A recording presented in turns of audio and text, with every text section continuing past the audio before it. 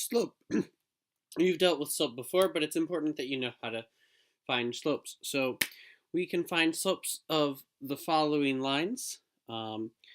In the first one, because it's written as an equation, 5/3 is the slope. And it's all, if it's in slope-intercept form like this is, y equals mx plus b, m represents the slope. Here, we're going down 2 and right 3. So the slope is a rise of down 2 and a run of right 3. So that's negative 2/3. And here we can take any 2 points and use our slope formula with it.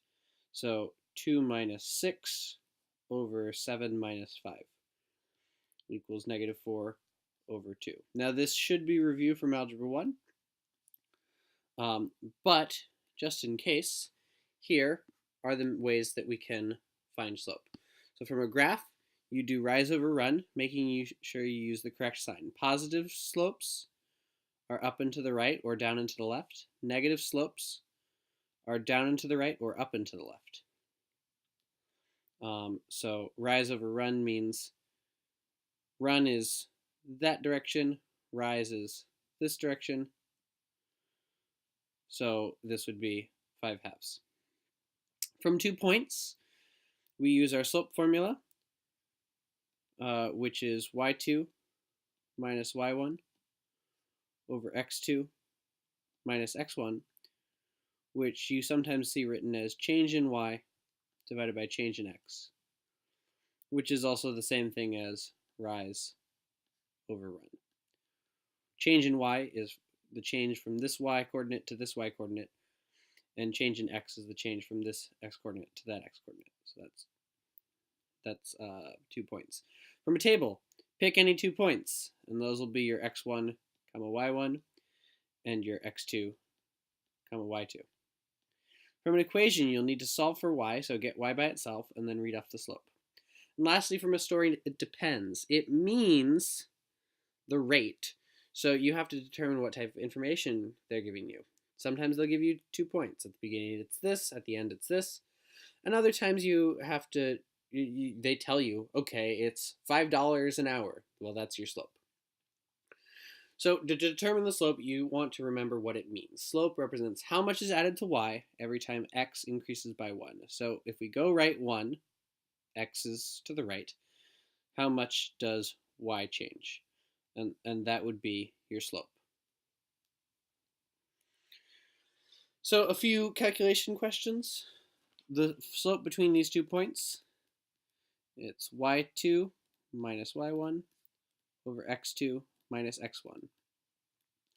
So I'm going to say this is y2, this is y1, this is x1, this is x2.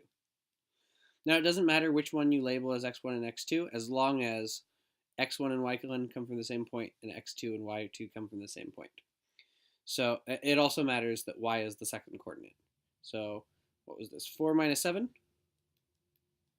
over negative 5 minus 1. Negative 3 over negative 6 is positive 1/2. So that's our slope. Find the slope between these 2 points. Well, the x-intercept is a, 0. The y-intercept is 0, b. So we have y2 minus y1 over x2 minus x1. y2 is b. y1 is 0. X2 is 0. X1 is a. B minus 0 is b. 0 minus a is negative a. So negative b over a is our slope. Trying this again, we have negative b minus negative b. And we have negative a minus a. Well, subtracting a negative is the same thing as adding a positive. So this is negative b plus b over, well, this becomes more negative, negative 2a.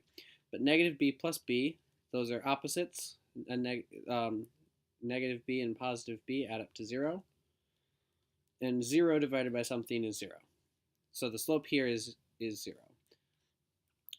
The slope here, well, here's x1, y1, x2, y2. We say y2 minus y1 for x2 minus x1 is 3n minus negative n over m minus m. 3n minus n is 4n. M minus m is 0. And we can't divide by 0. Things break when we divide by 0, so that's undefined. And lastly, the slope between these 2 points, here's x1, y1, x2, y2. So y2 minus y1, x2 minus x1. That's how we find slope.